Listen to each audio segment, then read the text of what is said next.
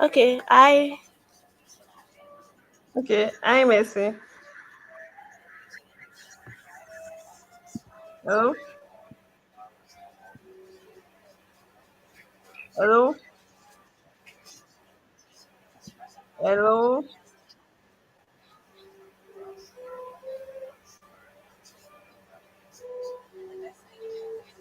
okay, I think I can hear you. What is this? I think it's like Okay, can you hear me? okay.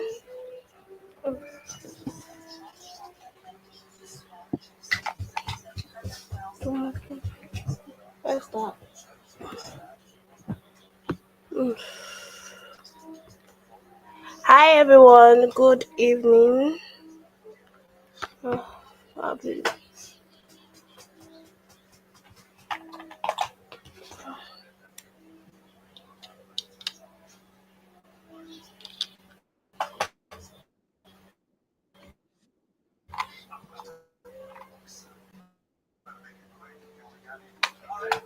Oh, mm,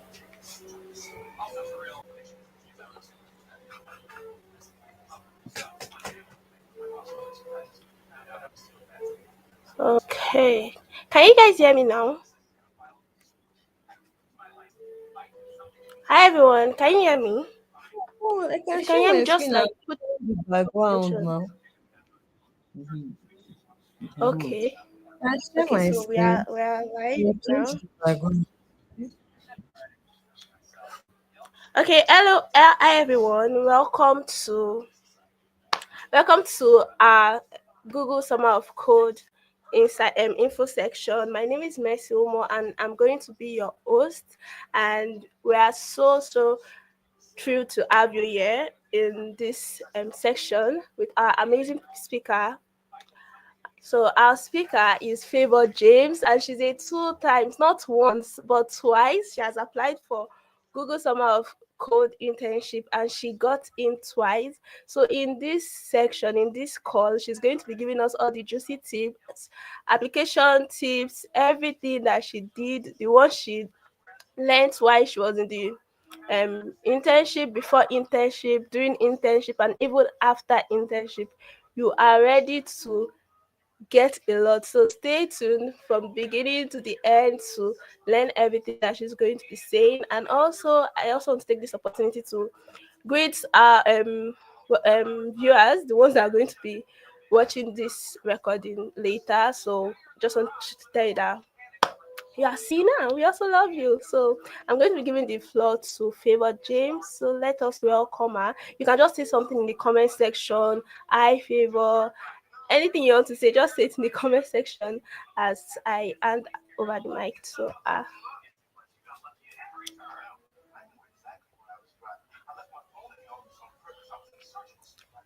Hi, Favor, you can.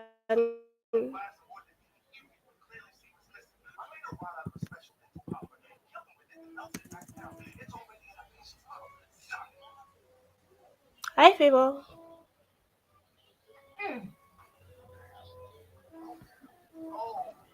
Hi, can you hear me? Hi, welcome to the show. Welcome to. Yeah, I can hear you. Okay. Um Welcome. Thank you mm, so much for joining here. yeah.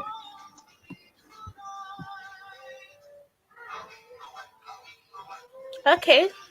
So, Okay, so I'm Favor is going to sorry. start. Okay, yes.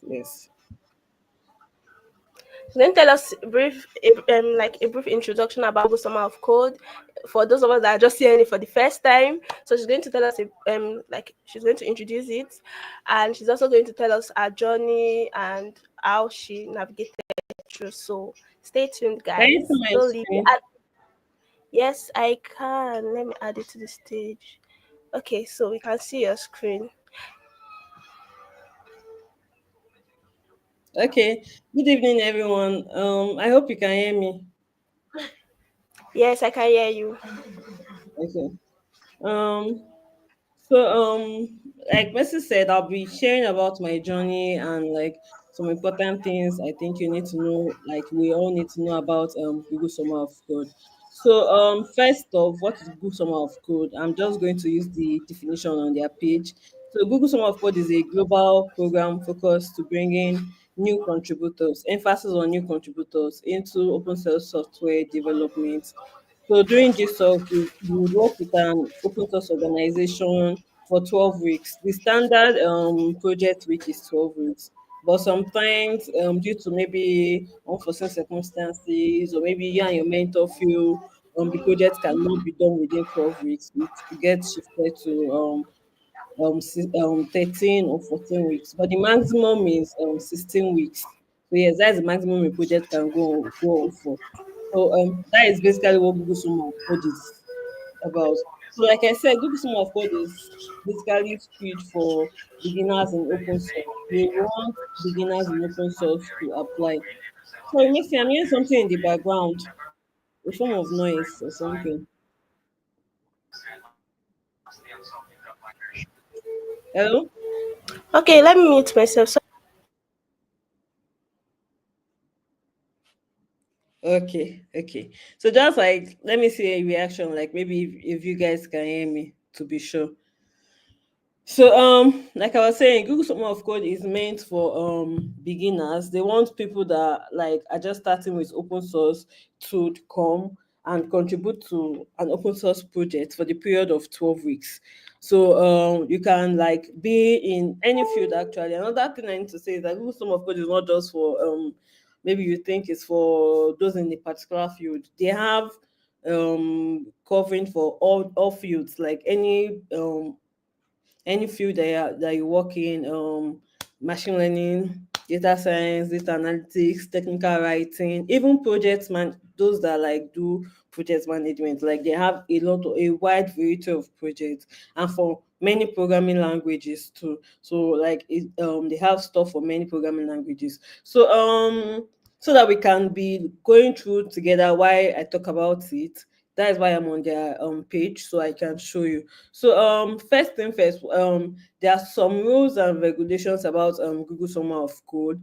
For starters, someone that has done twice cannot do again. So and another thing you have to know is that you would have to write a proposal. So now, how does the process go? So I'm just going to go to the timeline while I talk about the whole process. So there's a timeline.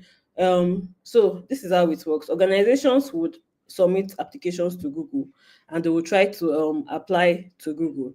So once they apply to Google, sorry, let me share the second screen. Mm, okay, I'm coming. IMSA, can you please help me with I want to add something. I want to try to see if I can share my own window. okay. So Yeah, maybe you have to stop sharing stop this one first, then I'll stop you. sharing and I would try to share my own window now because um opening some Screen. things Yeah. and it's opening another place. So you have to add it. Yeah. Okay.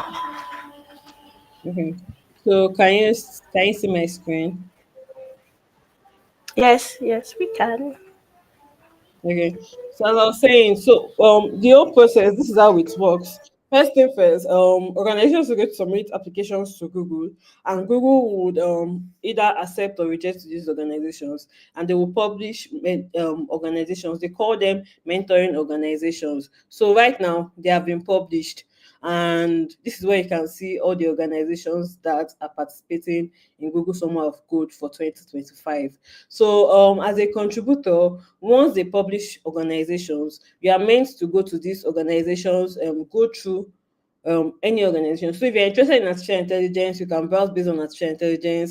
If you're interested in like programming languages, you can browse based on programming language, operating systems, data, science and medicine, security, different things. So if you have any like organization in mind, or like maybe say I'm into data science, I can just browse based on data science, and to show me the organizations that have data science focused projects. You get, so like you can just search based on like what you're interested in. Say I'm interested in machine learning, I can just search machine learning. Say I'm interested in let's say biology, I can just search biology and I'll see projects that are related to biology, the organizations that are related to biology. So that is how you search for organizations. So when as a contributor, someone that is interested in participating in GSOC, once the organizations are released, which they already released, they are supposed to go through the organizations to look at projects. So you're supposed to go and check the different projects that the organizations has put out. So different organizations have different ways that they put it. Some what you just have to do is just, oh, this was the organization I participated in for both 2023 and 2024. So I'm just going to use it as an example. So you click on their site, you try to check, view their ideas list, and you scroll through all the, so like I said, different organization has different ways that they use it. So for the organization I participated in both 2023 and 2024, they make use of GitHub issues. So you just have to scroll through it. Each project is going to have a kind of description, a goal, and maybe subtasks and timeline. Another thing that is very essential that you have to look at is the skills. Each project will have the skills section, and then to also have a potential mentor section. So when you go through the project you're interested in, based on the organization, yeah, based on your own skill of choice, based on your own field of choice, you go through the projects, you see projects, you will see different projects. Like this organization now, from what I'm seeing here, they have like they have a lot actually, like 24 projects. So that's how it is always. Some will have just five, some would have 10. Like it's different. It's different for different organizations. And so when you go through those projects, that is just what you have to do. You have to go through those projects and think of, oh, the ones that align with your skills and what you're interested in. That is one thing we need to know. You have to check for something that aligns with your skills and what you're interested in. So for me now, I'm into machine learning. I'm interested in applying machine learning to the health sector. That is why I considered a project in this organization. Because when I went through their project, when I went through their stuff, I saw stuff relating to machine learning. In fact, if you can see my screen and you're looking along with me, you see some things with LLMs, some things with LLM, ML. Like if you scroll, you see some things like that. So some organizations might be biological organization or a math organization, but they'll still have a project that someone that is into data, or someone that is a Python, that is using Python. Like the project I opened, I saw that the skill required was HTML and Java. So if you're someone like that and the skill required is HTML and Java, even if it is a biological project, and let's say you have interest in doing stuff relating to biology, you can go for that kind of project. So you just have to check the skill. If it aligns with your skills, like if it aligns with your skills, sometimes they might list up to five skills, sometimes it will just be two. In fact, sometimes it will just be one, that the only skill required is Python. The project I applied for last year, or was it year before the last, the only skill required was Python. Sometimes they will have stuff called nice to have.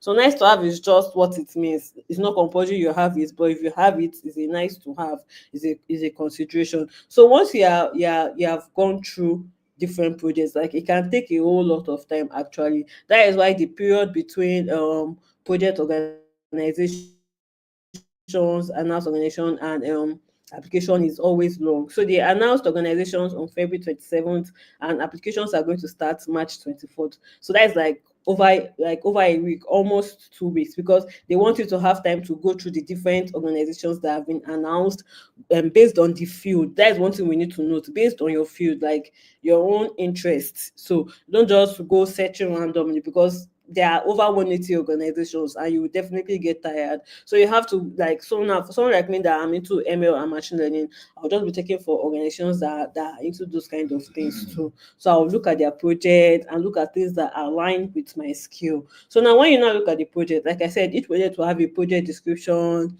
the skills, the goal that you're supposed to attain during the period of 12 weeks. When you check that, what you have to do now is try to understand what the project is about. So you can either reach out to the mentors of the project. Like for each project will have one or two mentors, or it can even be more. And some organizations, they will add you to they will ask you to join their Slack channel where you can ask your questions. Some will join you to Google groups where you can ask questions and you get responses there. Some might not even have any channel. The organization I participated in last year, they didn't have any channel. I just had to be chatting on the GitHub issue. So you just introduce yourself. So I'm going to show you a sample of how I introduced myself last year and how my mentor responded. So let me see if I can see it. I'm sorry. Can we still hear me? Hello? Yes, yes, yes, we can. Okay, that is great. So this was 2023 and this was the project I participated in. Um So the required skills were Python. Yeah, exactly, just Python. And I had Python skill. So and if you can see on this project, it had a how to start section. That is it. Some of these organizations too will have how to start things that they expect you to do before you start maybe asking questions or even maybe submitting a proposal. So some organizations will actually have tasks they expect you to contribute to work on that is related to the organization. This organization did not have any tasks, but they needed me to do some basic things like downloading PyTorch, downloading example data sets, doing stuff like that. So I just want to go to how I introduce myself so we can see. Okay, so this is when I was introducing myself to the mentor. I just said, hello, my name is Favor.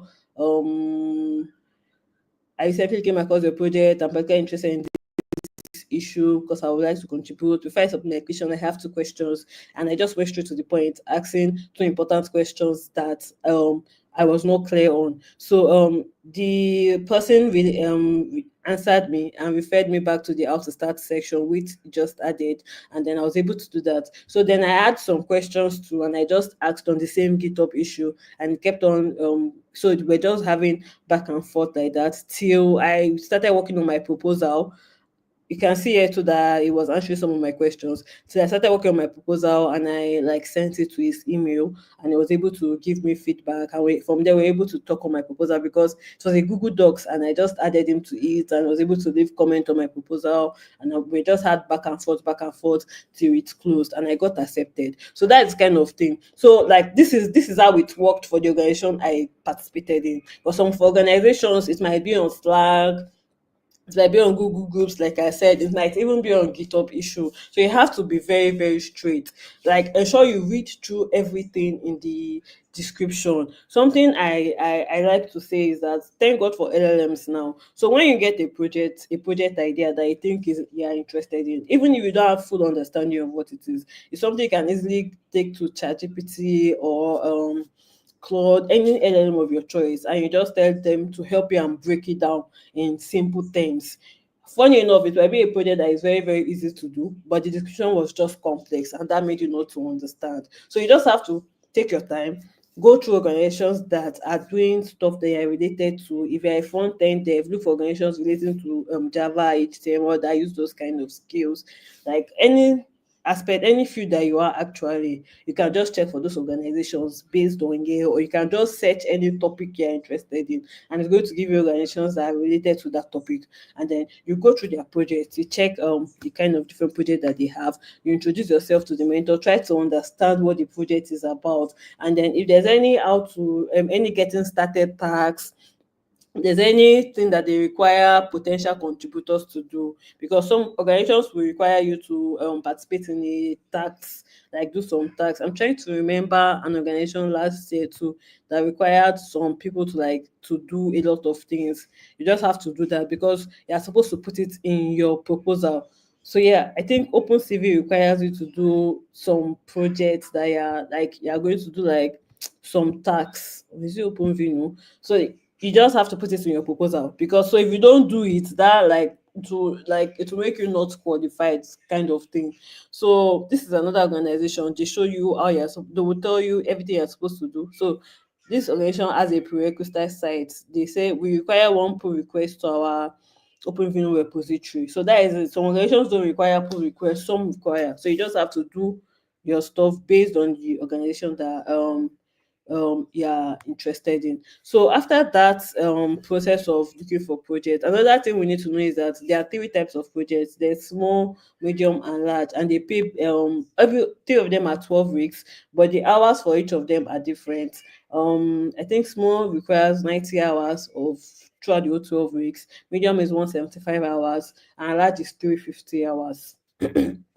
So once you have seen an project, so it will not be easy to actually just land on one project from the beginning. You'll probably have like 10 projects you're interested in, or like me, I had like five. So I had to do a kind of opportunity cost. I had to start canceling, oh, okay, do I really want to do this one? Or is there a high chance of me getting accepted in this one? You look at all those kind of things. How many people are showing interest in this one? All those kind of stuff. You will see a lot of people showing interest in the project and you think, oh, I don't stand a high chance. You can just cancel it out of your list. So you check all those kind of things and then till you get one. Another thing is that you can participate, you can submit three proposals, but it's not advisable to submit three proposals because then your attention will be divided among the three and you will not put your best into the proposal. So I would always advise to submit just two. In fact, if possible, submit only one. But if you want to like just to make yourself sure that, oh, okay, I have two chances, submit two, don't submit three. Just take your top two and put all your all into it and submit two, and just ensure out of that two you have a top one, so the one that you're targeting the most, and ensure you put your all into like both of them so that anyone that clicks is okay. As for me, I only submitted one proposal for both 2023 and 2024 because I took a lot of time on working on my proposal.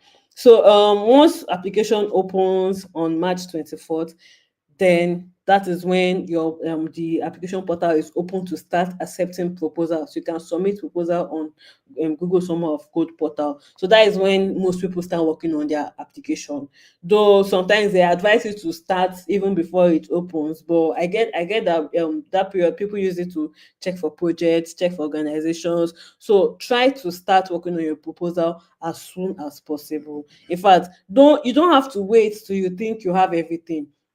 Once you're sure that this is the project I want to do and you have the skills, even if, like I used to say, if there are 100% of skills, if you have 50%, 50 to 70%, you're qualified, you should go for it. Don't wait until, okay, you think, oh, I must have the whole 100%. If you understand the project to a certain bit and you think you have an idea of how to solve it, then you should submit a proposal. So start working on your proposal immediately they open the application. Start working on your proposal. Another thing is, if you get response from your mentors, from the mentors of the project, ask them on time if you can add them to your proposal document. I would always advise us to use Google Docs because then you can add them and they can leave comments. Don't wait till 2 days to the proposal closing because it's going to close on April 8th. So don't say you will wait till 1 week before, or don't wait till 2 days before. Don't do that.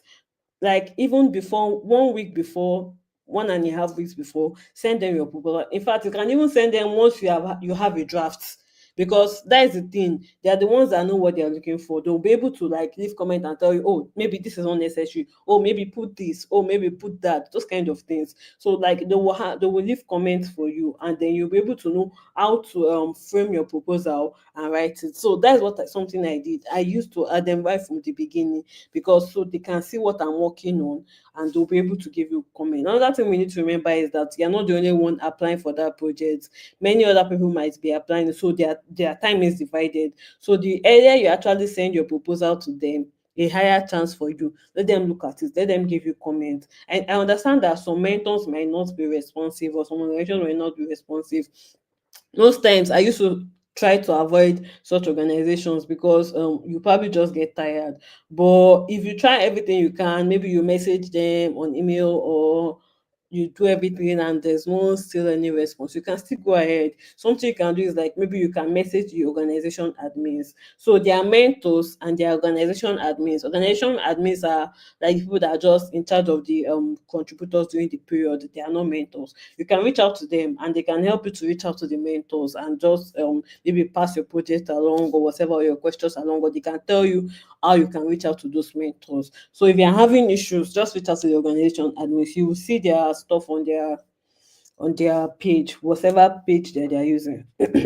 So, like I said, start your proposal on time. Start early. Start immediately. You are sure of that. This is what I want to participate in. Start. And if they are getting started tasks like this project that required some prerequisite stats, do the prerequisite tasks as soon as you can do it, and ensure to put it in your proposal. Put the pull request in your proposal because they would like to see it. Don't just submit it and leave it out of your proposal. You have to put it in your proposal. So now down to proposal. There are different templates for proposal. Google has a general template, but one thing we need to notice is that each organization will have their templates. Like out of the 190 something organizations, over like 100 will probably have a template that they want the contributor to follow. So check for the organization's templates. Check for the template. If the template is not there, then you can even check for another organization that is maybe similar to that, to the field of that organization, and use their own template. That is something we need to know. But before you go ahead using any random template, ensure that you check for the organization's template that they have and try to follow what they put in their template. Like try to follow the structure of what they want what they want to see in their proposal. So now, like what's supposed to be in the proposal, I'll see if I can share my own proposal. So can we still hear me? Yes, we can. Yes, we can hear you. Okay, thank you. Hope I'm not over my time. No, not yet. Yeah. Okay.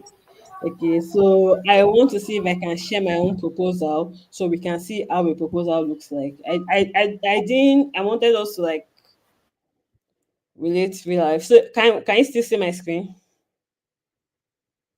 Yes. Okay. So if you Yes, can I see can see my your screen. if you can see my screen, you will notice that I applied 3 times. I got accepted twice. I got rejected once. So something I'm going to do, I'm going to show the proposal for the project that got rejected. First of all, the mistake I made for 2022 was I started very late, extremely late. I think I started working on my proposal maybe 1 week or 2 weeks to the closing of GSOC. That was because I just found out about GSOC that same month that the application opened. So I was just like, oh, let me just give it a try. And I started very late because before I could start the project, before I could do all that, it took a lot of time. And I think the organization was not even responsive to that kind of thing. So I started it and then I sent my proposal to the mentor on April 18th, when April 19th was the deadline. Before the mentor could respond to me, it had already closed. So that is like why I keep on saying, oh, why I keep on insisting on starting early. I'm just going to open this in a new tab and I'm going to open the one of last year in another tab. So yeah, so let's see the proposal together. So you would notice a very huge difference between the one of 2023, the one of 2022, and the one of, okay, I think I should show the one of 2023. So this is one of 2023. So this is the proposal I submitted in 2022. It was just 5 pages. I was not even sure of what I was doing. I just wrote project details. I wrote my solution approach. I put a project timeline, and that was all. I put a short summary about me. I was actually following the organization's templates. So you can see that it was just 5 pages. And I think my solution approach was very short. And that is like the main important thing in the proposal because you're going to talk, the project details is where you talk about what the project is about.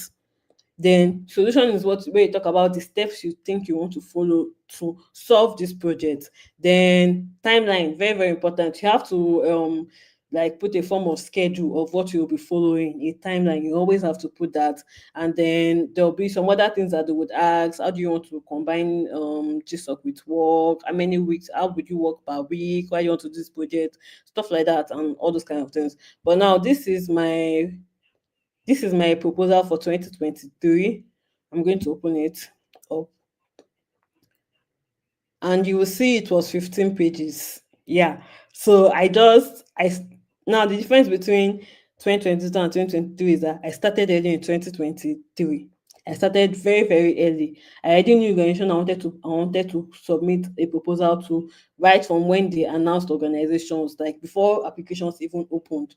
And I sent my proposal to the mentor very early. So like if you scroll through, you see that things are different. The organization I used, this organization NRMB, they didn't have a template, so I just used a template from another organization that I liked.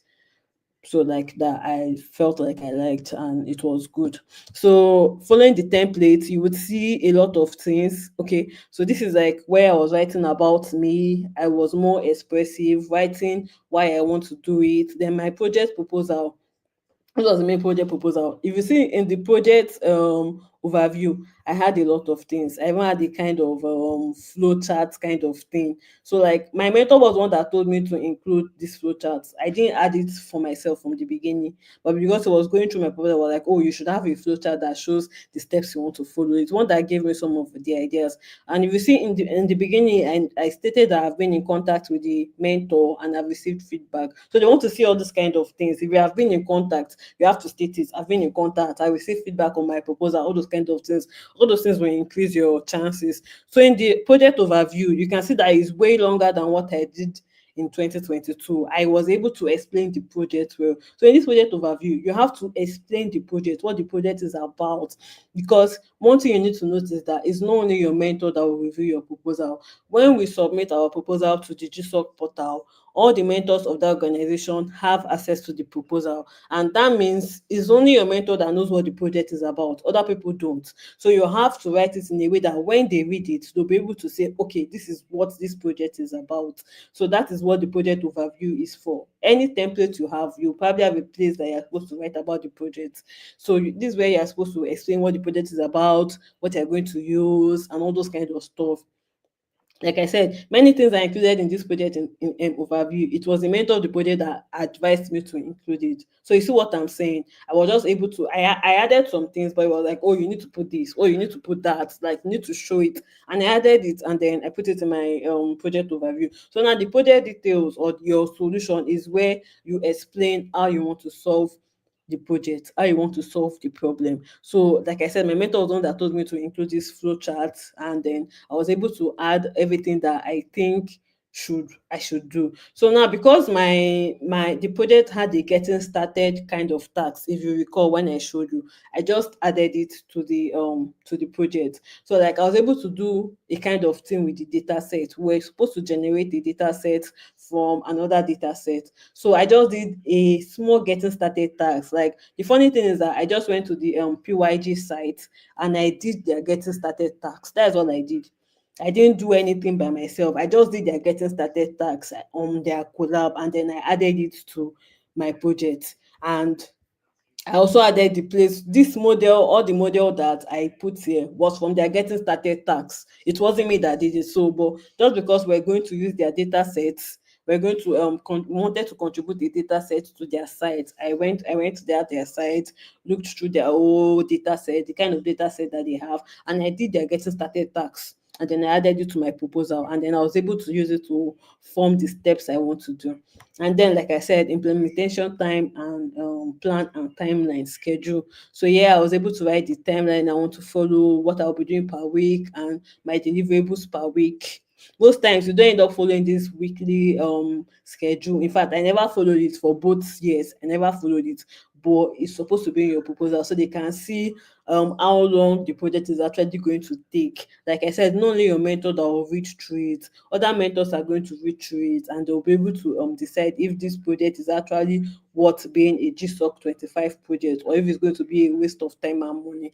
So you put that, You put nice to have, it's not necessary. I just put it. And then some other questions that they asked in the template I was able to answer in all these places. And that was the end of my project. Most organizations will ask you that how do you plan to split your hours? So that is what I was answering here. I plan to work for 20 hours per week for the 12 week. I will divide this, blah blah blah, and all those kind of stuff. Another thing is that you have to be very open with them. So because we also asked that, do you have any other commitment? So I think this year was the year I was doing IT. So I just told them that, oh, I'm required to complete a 6 months training IT. I'm working with a lecturer that requires me to work for 20 hours per week, meaning I can comfortably dedicate 20 hours per week to this program. So you have to like state the stuff that you're doing, like just be clear so that they can see that, okay, yes, he or she has the time to do what this program and stuff like that.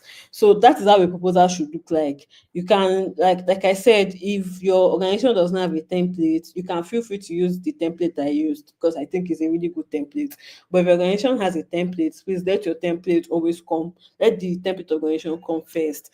But it is quite similar to across organizations. They want to see how you plan to solve the project. So that is why you have to ensure that you are very, very clear. So like I was saying, when you try to understand the project, like ChatGPT or any of these LLMs too will probably even give you steps on how to solve it. So don't be scared to make use of ChatGPT or Google or any of these LLMs. They are there to help you. Try to use it to understand how to write a proposal, how to write the steps, the solutions, and all those kind of things. And just ensure you understand the project. So another thing I would advise is that any task you do, anything you do, maybe in a Jupyter notebook or in Collab, anything you do in preparation for the proposal, put it in your project, show the steps that you followed. So now for last year, I saw a kind of course that was doing something similar to what I wanted to do. So I just did that course. So this was 2024. I did that course, and then I put the results that I got from that course, I put it in my proposal. This one was even 21 pages. So I put it in my proposal. All this was from a course. Everything I put here was from a course. It's because I was attaching all the code and my results from the code. That is why the project was very long. So I literally did not write any of this code myself from scratch. I just did the course, and then the course had a kind of working, following notebook kind of thing. And then I did it. I used my own paper with it, and then I screenshotted the course. That is what used to form my solution outline, and that is what I put in my proposal, and my proposal got accepted. So now down to how the proposals are accepted. So like I said, when you submit your proposal on Google Summer of Code portal, all the mentors will have access to look at it. So they used to rank proposals. They used to rank proposals based on best performing and all those kind of things. So they rank it 1, 2, 3, 4, whatever. I don't know how many numbers, but I just know that they rank proposals and they will select the top performing proposals. So that is like one thing you need to know. They select the top performing proposal per project. So and another thing is that is why you have to actually put your best in it, because it's not only your mentor that will be doing this ranking, it is all the mentors in the projects that will be doing the ranking. And even if your mentor thinks your proposal deserves a position of 2 or 3, but your proposal is not really explanatory, it can go down. So that is kind of thing like you need to understand. Like your proposal needs to be very, very, very detailed. Like there's no limit to pages. Mine was 21 pages last year. There's no limit. You can go 25. That is what your proposal needs. So just ensure that you're not putting unimportant things, or that you're not being redundant.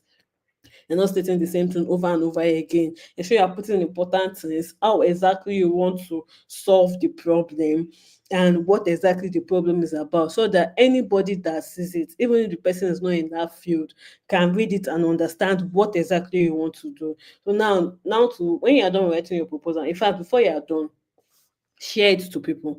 That is one trick. Share it to people. Share it to the apart from the mentors, you can share it to the organization admin. Most times, when I shared this to the organization admin both 2023 and 2024, they were not able to give me much feedback. They just went through it and were like, oh, it looks good. It looks as like it's following the guidelines, because they might tell you that they don't have the technical skills to know if it is good. So something you should do is that you should share to your friends.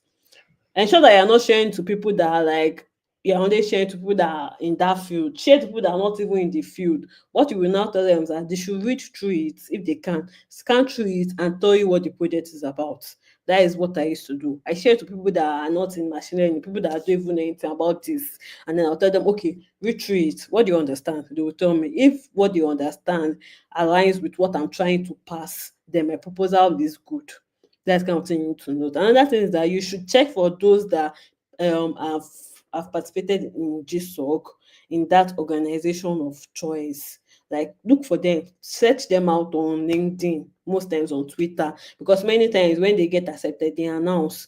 You can message them, but then again, start early, like I said. Message them early, ask them if they wouldn't mind to look through your proposal, because since they have participated in that organization before, they probably know what the organization is looking for. So you try share a proposal with them, or you ask them for tips if they wouldn't mind to look through your proposal and give you some feedback and see how it goes. Funny thing is that I think in, was it not 2023? Yes, I looked for someone that participated in the same organization. I reached out to him on LinkedIn and I shared him my proposal, and he gave me some feedback and some things that I included in my proposal. And when I got accepted and I found out who my mentors were going to be, I realized that it was going to be a mentor of the project. He didn't even tell me that I was a mentor. I just reached out to him because he was an ex contributor, but he never told me that, oh, it was the mentor of the project, or like it was a co-mentor. I didn't find out till when I got accepted. So like you really don't know who you are messaging. Just share to those that maybe has participated in that organization before, and like or maybe has done worked on a similar project the year before, and try and see if you can get their feedback on your proposal, because you don't know if they might be a mentor of another project or even that project that you are trying to work on. So yeah, can you still hear me? Yes, we can still hear you. Okay, okay, okay, okay. Yeah. Uh, I'm just going to go back to the timeline. So, like I said, it's going to be open from 24th to 8th. Work on your proposal during this period. Share it to your friends, share to the mentors, get feedback, and try to refine your proposal based on important feedback. It's probably not all the feedback you get that you would use, but just refine your proposal based on the feedback that you think, oh, okay, yeah, this makes sense, and all those kind of things. Refine your proposal based on it, and then submit it early. Yes, please don't wait till April 8th to submit it. The good thing about GSOC portal is that when you submit before the deadline, you can always you can always edit your submission. So submit it early, because when you submit it early, other mentors will have access to look at it too. So submit it early, and you can keep on refining it till the deadline. But just try to submit it early. Don't wait till that day. You don't have to wait till that day. You can submit it 2 days or even 3 days before. So just try to submit it early, and you can keep on updating your submission. Just ensure you update your submission. Don't forget to update your submission. So yeah, I think like that is like those are the main points that we all need to know. So I would share Mhm. something. Let's see. There's a kind of guide that is very necessary for you to go through if you're interested in this program. Where's the guide? Where's the guide? Okay, yeah, the contributor guide. Very, very necessary. Like you should not say you want to participate without reading through it. Is Yeah, this is it. You just go through it. It's not that much, but yeah, you have to the places that are important to you are the introduction, the applying. Those are like the two main parts that like you really need to check through. And then you can also check through the frequently asked questions section and all those kind of things. So yeah, they once again, something I forgot to say is that GSOC pays, I think we all know, they would pay you for the period that you work on for the 12 weeks. They'll pay you for the 12 weeks. I'm trying to check for the stipend that they pay. Um, where is it? Where is it? Okay. So yeah, they pay based on based on country, based on the country that you are in. So all of us are in Nigeria. I'm assuming all of us are in Nigeria. So they pay based on your country's PPP.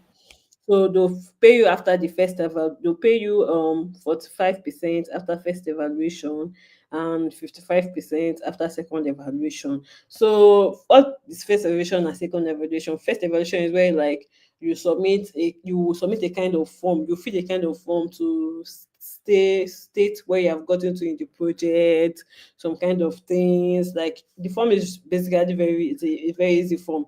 You just state where you have gotten to the project. I don't think we're required to submit anything for first evaluation. State where you got into the project, if you're having any hardship and all those kind of things. And your mentor will review your evaluation and you will pass it. Most times everybody passes the first and the final evaluation. It's only when you are not responsive at all, you just disappeared, or you are not talking to your mentor, or you are not doing your tasks.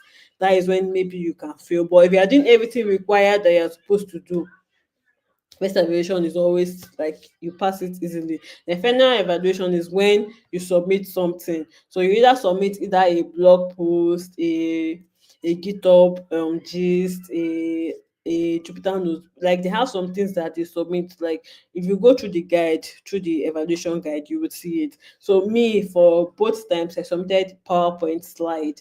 Sometimes you can submit a GitHub repo. Okay, I think I submitted GitHub repo last year actually. That GitHub repo, GitHub gist, PowerPoint slide.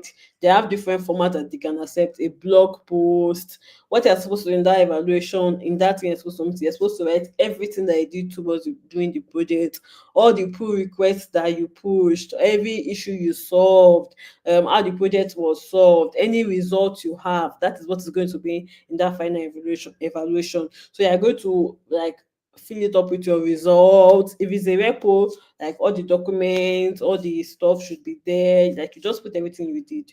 So like when you get accepted, actually you will understand it better, and you and your mentor will be able to work on it together, that kind of thing. So you and your mentor will go through it together. Everything about the project that needs to be in the final evaluation is what will be put there, and then you submit it to Google, and then the mentors will review it, and when you pass it, you would collect the remaining of your payment. So for Nigeria, I'll just go to Nigeria actually. So they pay $750 for small projects, 1,500 for large projects, and 3,000 for 1,500 for medium project, and 3,000 for large project. So they'll pay you 45% by July 18th, and the remaining 55 by September 9th. So I think those are the main things that I have to say. So yeah, now I think I can accept questions now. Thank you. Thank you so much, Favor, for that wonderful presentation. So we are going to move to questions and answer. I'm going to open the floor for questions and answer, and I'm very sure everybody has a lot of questions from this insightful presentation. So I'm going to be asking some questions, and I'm also going to be going through the comments. So you can just, if you have any questions, just put your questions in the comment section, and I'll be going through them and also be asking Favor the questions. So I'm in the comment section. So while I'm waiting for you guys, I'm just going to ask her a few questions. So, what were your biggest challenges you faced during your GSOC internship, and how did you overcome them? Is it during the application or during the GSOC itself? Yeah, during the application, like while you were applying during the 2 weeks and all. Okay, so like the main challenge, like I said, I think I said it is actually finding a project. Many people have that kind of challenge, finding a project that I want to contribute to. That is like one of the main challenges, finding an organization. And like I said, you just have to take your time. Don't be in a haste. Don't rush through it, because if you now rush through it, you may now miss out on a project that you might have worked on. Take your time. Go through the organizations that are related to your field. Don't just search randomly. They have to be related to your field. If you are interested in machine learning, take from the organizations that have machine learning projects. If you're interested in data science, that's related to your field. And then you have a list. Always like write out, oh, what I did. The way I do it is that I will write out all the organization's name in a piece of paper wherever I want. Write it out. And then for each organization, I will check. a project, like maybe two or three projects that I feel like, okay, I have the skill, I'm interested in it, write it out too. Then I Okay. now do a kind of opportunity costing. Okay, which one do I think is my least favorite? Cancel it. Which one do I think I don't really have the skills or it might be too complicated for me? Cancel it. I also use size to look at it. Last year, I wanted to contribute to a large project. So that means I canceled out projects that were medium sized. So, okay, which project is medium sized? No, I don't want a medium sized project. I want a large project. I canceled out projects that were medium sized. Then, but 2023, I just wanted to participate. I was not even looking at a large project because I was like, oh, it will be too complex for me. So I was only focusing on medium-sized projects, which one requires only maybe Python and machine learning. The project I participated in 2023 required only Python. So that kind of thing. Which one is the mentor very, very responsive? Another thing that you can look at is which organization have participated over the years. So GSOC is like 20 years plus.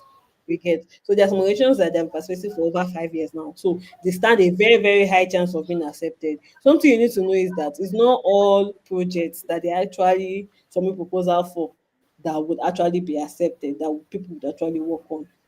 Like I said, if they feel like the proposal is not good enough or that the project is not actually what they want to work on during this time, they will not accept it and nobody will work on it. Sometimes they don't even sometimes even after they accepted the organization, if there's no any project, you see the organization might not even end up participating in GSOC. So those kind of things, you have to check the organizations that have been participating, that are constantly participating over the years.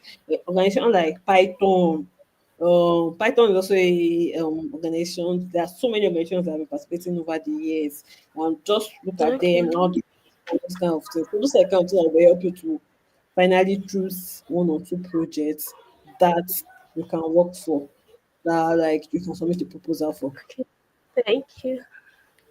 Yes. Okay, thank you. So I'm going to ask the next question is like, so someone asked it now on the chat and someone also asked it during on the registration link. So the registration link on was is like this. Do I need to, I'm just starting in machine learning. I'm just starting my journey in machine learning. Can I still apply? And this one is saying, did you have like an open source experience before you applied for GSOC? No, first question, open source experience. No, I didn't. When I applied in 2023, that was the first time I was hearing about open source. Sorry, in 2022, that was the first Two. time I was hearing about open source. I didn't get accepted because I started it. 2023, I didn't have any. The only open source experience I had was Oktoberfest, which I didn't even finish. But Oktoberfest, I was supposed to submit 4 issues. I said I submitted maybe 1 or 2.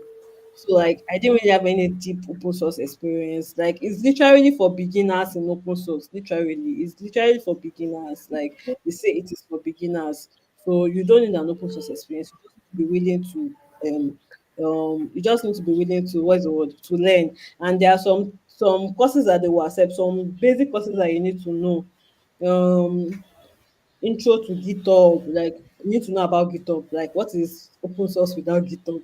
You need to know about GitHub. Even on the GSOC page, they will state some courses that they think for Mm-hmm. beginners you should take. So you can know about pull requests, issues, all those kind of things. But those are basic info you need to know if you want to participate in open source. So you have to like do some of those courses. So I think in 2022 I did like maybe one intro to GitHub course and another one just for me to be able to know how to operate and navigate on GitHub and all those kind of stuff. So yeah, you don't need to be an expert in open source before you apply. So for the machine Okay. learning question, Machine um, learning, yeah. you see, and like what I will say is that it just depends on you. Like beginner has level. Me, now I can say I'm a beginner too. You can if you see Ah, any favor. what's the word? Yay, Yeah, favor. you're applying some things I still put in beginner, but that is by the side.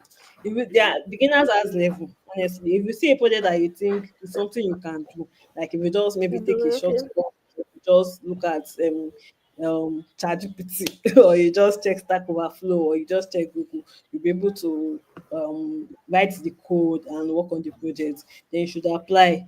You get because Yes. sometimes like that ML project I worked on is just Python that they needed. Like it might not be something very, very complex.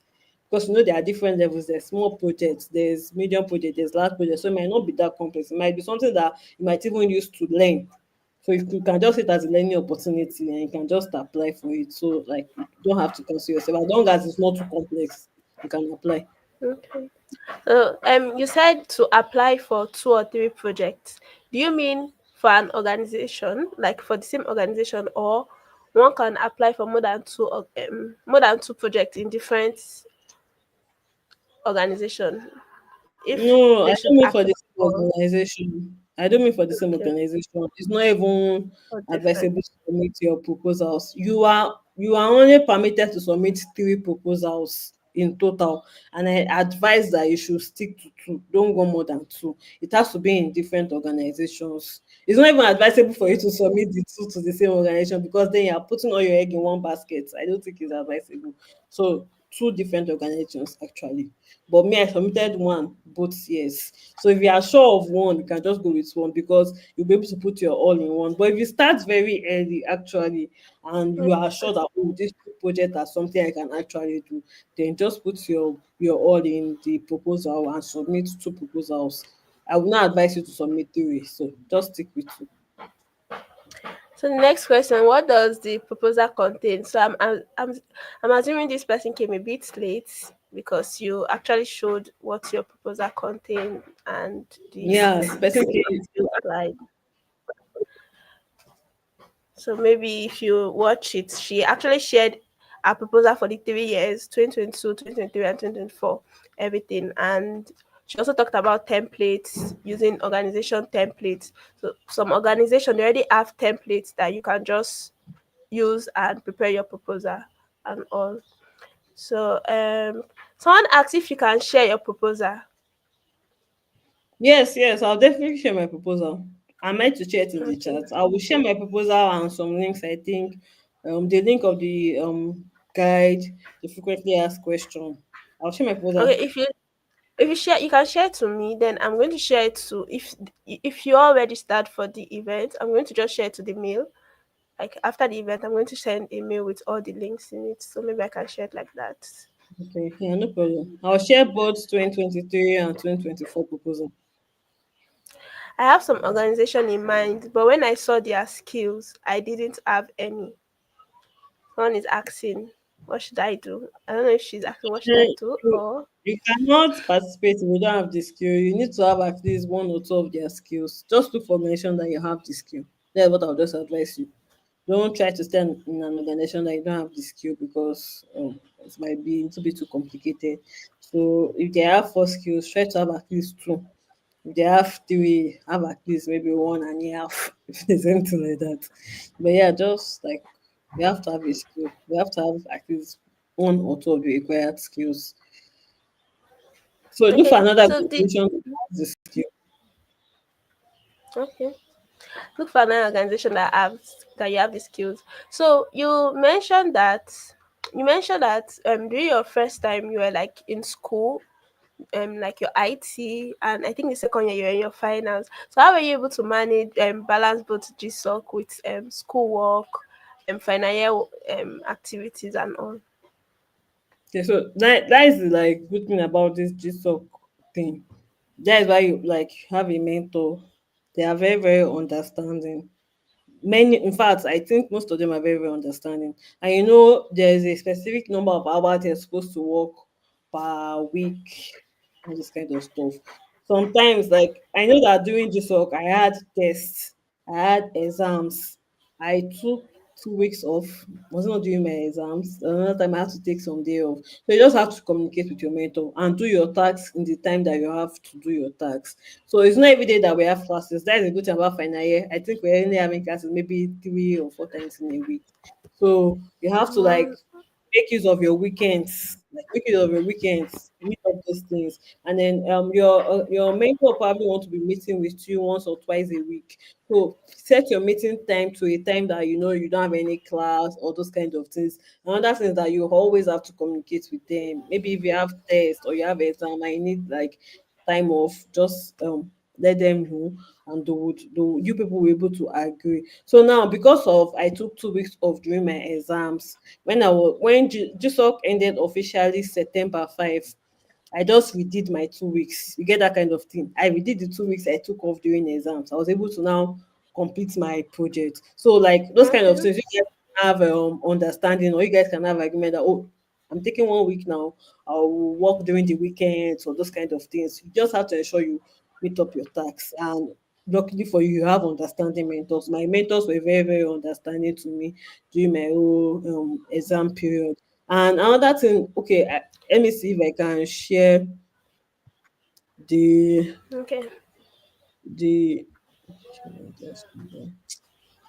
let me see if I can share the proposal I Okay. submitted in 2024. Why Can you you're see my why you're sharing? Someone asked if we can text you later if we need help or get stuck. Think you can. There's a kind of group that they created. I will share the link to the group for GSOC related questions. So instead of texting me, just ask a question on that group in case what another person has that kind of question. So you can just ask a question. Another thing is that feel free to share your proposal to me. I would definitely review it for you if you have a proposal. But please, like I said, send it early. Don't send it to me a day before and be expecting me to answer you on time. So send it early. You can send it as fast as any time you think that you have something that is worth reading. I can read through it and I can give you feedback. You can also share your you can share your proposal to my DM actually if you don't want other people to see it. But for questions, you can ask on the group. So okay, I wanted to show something where I talked about my school. So you can see. So they asked, do you have a full-time or part-time job or internship planned for this summer? I said, as a full-time final year student, my last which runs up in June, I won't be involved in any internship. Apart from schoolwork, I don't have any other commitment, and I'm confident that I'll be able to comfortably dedicate 5 to 6 hours per day to work during the digital contribution period and still have ample time for my coursework. So you have to let them know that it will not also affect your school because they don't want it to affect your school to affect this thing. It's supposed to be a full-time program, and this project was a large project, meaning I needed to work around 25 to 30 weeks per week for it. So yeah, to do it and all those kind of things. Okay. So someone asked, can I apply to organization based on the skills I have instead of looking for organizations that interest me? It's both. Like I said, it's both. I think I've said this over and over again. It's both. You have to look for organization that interests you and has the skill that you have. Like their project is based on the skill you have. So they have to be interconnected. So I'm interested. I have Python and machine learning as a skill. I'm interested in AI in healthcare. I check for organizations Okay. that do Python projects or like have machine learning projects, but relating to health, relating to health stuff, those kind of things. That's just what it means. It's both. You have to consider both. The reason why you have to look for an organization that interests you is that so you cannot get tired. Because I Okay. mean, hello, can you hear me? Um, Yeah, so like the reason why yeah, I can hear I'm you. on looking for an organization that you are interested in is if you're actually interested in the organization, it's more about project, not just even organization. You have to be interested in the project. Then you'll be able to actually push it through. Maybe you have another motivation apart from money to push you through to the end. But if you are not interested in it or it's something you just took, you will not even put your all in it and you may not even get accepted. And then you will not be looking forward to it. So you have to be very, very interested in it and you need to have the skill to solve the project. So thank you. Someone's asking, I believe registration is starting soon. Yes, registration starts 24th and it's going to close April 8th. So you have to submit your this thing before April 8th. And the actual program, when does it start? I think it starts in May. You can check GSOC summer of code and you see their timeline online. So it starts in okay, May 8th, they will announce the contribution project they will announce it and coding begins June 2nd. So you can check their page to see. that. So, Favor, if you could describe your GSOC experiences, like the two of them in one word, how would you describe your experience? Hmm. Oh, interesting.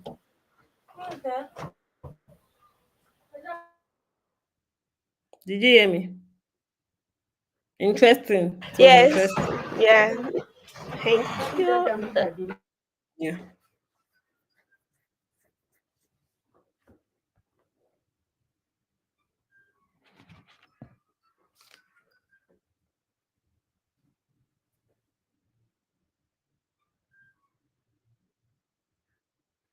Sorry for that. So, thank you so much, Favor, for this insightful um presentation. Thank you for sharing your incredible journey. Thank you for the tips. Thank you for being open, and spending this past 1 hour with you is like we is actually worth our time, and I believe it was worth everybody's time here. Thank you to everyone that joined, that are streaming on YouTube. Thank you so much for coming. And yes, don't forget to check out your mail if you applied. Don't forget to check out your mail. If you don't register and you still see the registration link, you can just add your mail to the link, or you can reply the chat. Like if you saw the flyer on group chat, you can just reply it, and then I'm going to um you can just reply to your email, so I can add your mail to it and send all over the resources to you all after the event. We look forward to seeing you again at our next event. To everybody here, we're having another event on the 24th, Shikola Africa OAU. So we look forward to seeing you to our next event. Thank you everyone for joining. Thank you, Favor, for sharing your experiences. Thank you so much. And we look forward to sharing our good news to you that we also Thank got accepted you. Yeah. into I wish you all good GSOC. luck. Yeah, no problem. Thank you Once so again, like I said, much. if you could share your proposal to me, I would go through Okay. it. So if they want to share it to you, should they share it through LinkedIn or your email? They can share it to me on WhatsApp if they have my number Okay, or my okay, on email. WhatsApp. I will share you my email address, but I would just prefer if they just share it on WhatsApp because I'll just see it easily there. But if I don't Okay, respond to WhatsApp, you can just message me on the general GSOC group and tag me that you sent me a proposal and I'll check it. okay, okay. Thank you so much. Have a Yes. great have a Bye. great day, great weekend. Bye. Mhm.